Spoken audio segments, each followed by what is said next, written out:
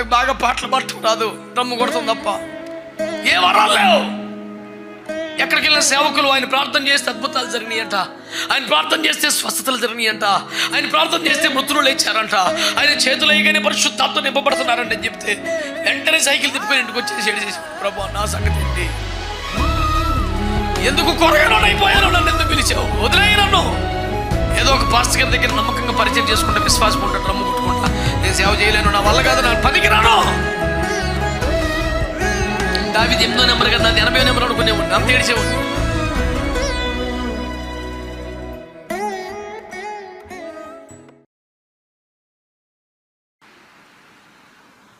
నేను సేవకు వచ్చే నాటికి ఏ కృపావరాలు పొందినవాడిని కాదు. గట్టిగా అరగంట వాక్యం చెప్పటం రాదు, వెళ్ళబో అని చెప్తే దేవుడు వెళ్ళిపోయిన సేవకి. బైబిల్ ట్రైనింగ్ లేవు, పరిచర్య చేయటం, దైవజనుల బట్టలు ఉతకటం, షూ పాలిష్ చేయటం, మందిరాలు తొడవటం, కార్పెట్లు ఉతకటం, ఇవన్నీ నెంబర్ 1 వచ్చు, వాక్యం చెప్పటం రాదు. శనివారం రాత్రి అంతా సిద్ధపడితే 20 రెఫరెన్స్లు 30 రెఫరెన్స్తో ప్రసంగం తయారు చేసుకుంటే ఆదివారం పావు గంట 2 నిమిషాలు మొత్తం అయిపోయింది. చాలా ఆవేశంగా ఆసక్తిగా చెప్పేసేవాడిని. నేను సిద్ధపడింది అయిపోయింది కనుక ప్రార్థన చేసుకుందాం అని అంటే విశ్వాసులు ఇంకా సేవ చెప్పండి బాబు అనేవాళ్ళు. నాకు రాదు, ఇంకా నాకు వచ్చిందంత అయిపోయింది. అద్దాకి ఇదే పని ఏంటి, ఎక్కువసేపు మా ప్రార్థన చేసుకోవాలి మోకరించా అని అరిసి దెబ్బలాడి మోకరింపు చేసి ప్రార్థన చేసి అందరూ పంపించాలి. వెళ్ళిపోయిన తర్వాత ఆదివారం ఇప్పుడు 11 12 మోకాలు ఎత్తే సౌరం అయిపోయేది, ఎడుతున్నాడు అని. నాకు బాగా పాటలు పాడటం రాదు, డ్రమ్ము కొడతాం తప్ప ఏ వరాలు లేవు. కనీసం అరగంట వాక్యం చెప్తున్నాను, ఎందుకు పిలిచావు సేవకి, నాకు వాక్యం చెప్పడం కూడా రావట్లేదు. పిచ్చోళ్ళ గడిచేవాడిని, చాలా బాధ అనిపించేది.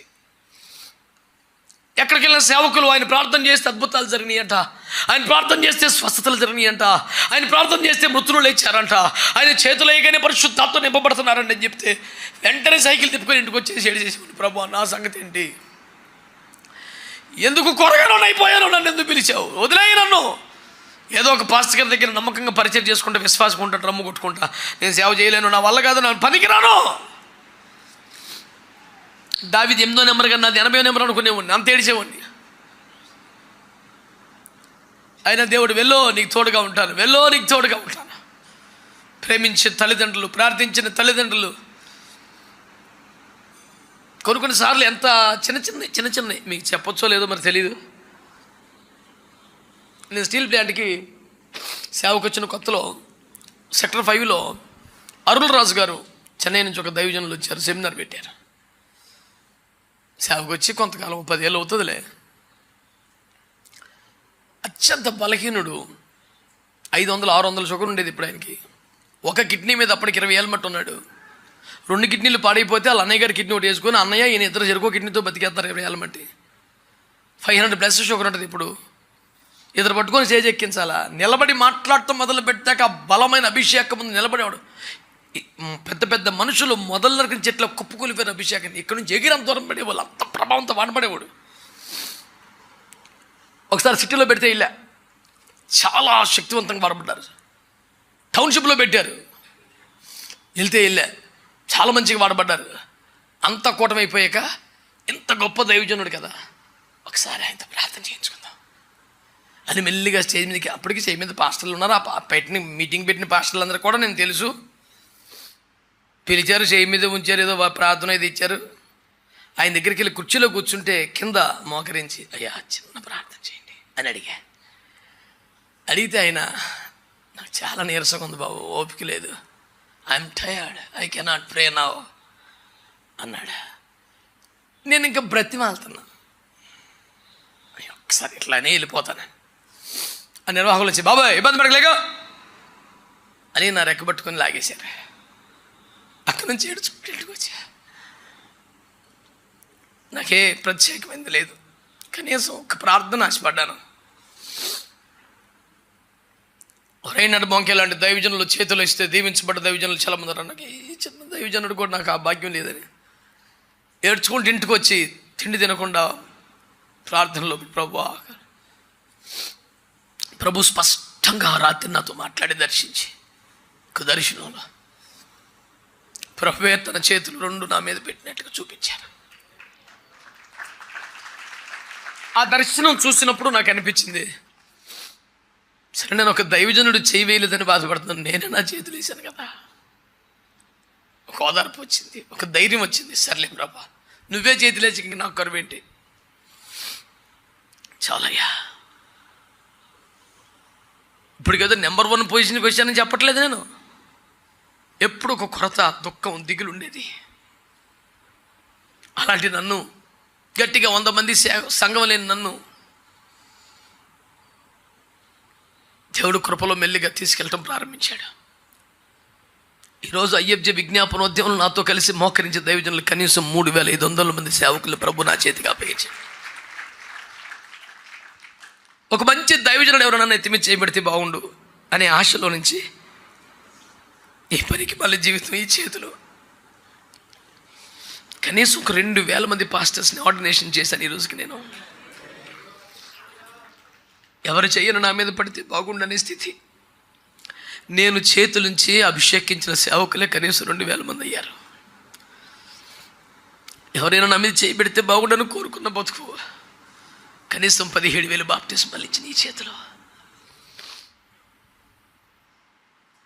పనికి మాలోడా అని పిలిపించుకున్న స్థితి. ఎన్ని దేశాలు, ఎన్ని రాష్ట్రాలు, ఎన్ని లక్షల జనం.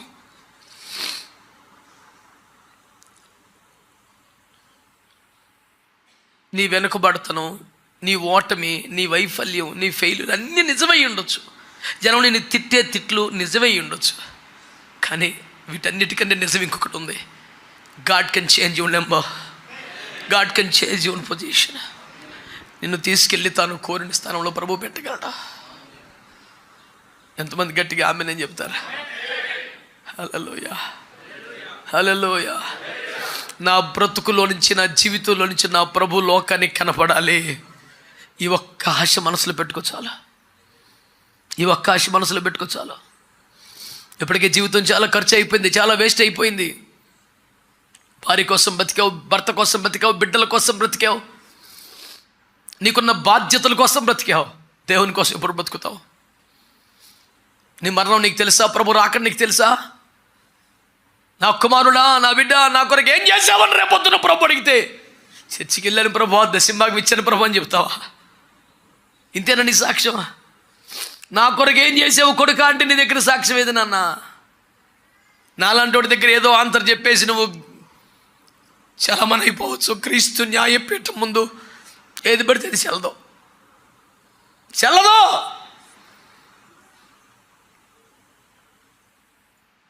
హృదయ రహస్యములు బయలుపడు ఆ భయంకరమైన దినమున వాని వాని క్రియలకు తగిన చేతం ప్రభు పోతున్నాడు.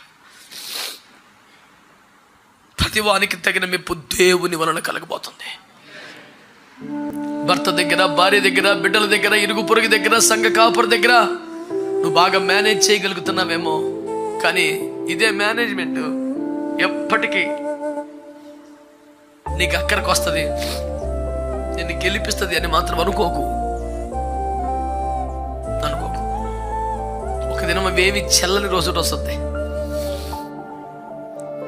ఏ రాజు తన సేన బలము చేత తప్పించుకొనలేడు ఒకరితో వస్తే దేవుడికి అని వాక్యంలో ఉంది. You cannot simply escape from the judgment throne of Jesus Christ. You must give your account for each and every deed, not only deeds, each and every word. ప్రతి మాటకు లెక్క చెప్పాలంట. ఆ రోజు అలాగ ఎందుకన్నామంటే గబుక్కున అనేసరి బాబు చాలా మాట గబుక్కున అంటామేంటి? నిన్ను కొనుక్కున్నాను నేను, నన్ను గబుక్కున మాట్లాడితే కుదురుద్ది. పెద్ద రెక్కల మీద మోసినట్టు మోసుకొచ్చా నిన్ను. మీరు నాకు స్వకీయ సంపాద్యంగా, నాకు స్వాస్థ్యంగా మీరు ఉండాలన్నాడు ఆయన. ఏదో ఒక మాట చెల్లుబాటు అవ్వదో. ఈ రోజున దేవుని వాక్యం నీతో నాతో మాట్లాడుతున్న సంగతిని నువ్వు సీరియస్గా తీసుకోవాలి.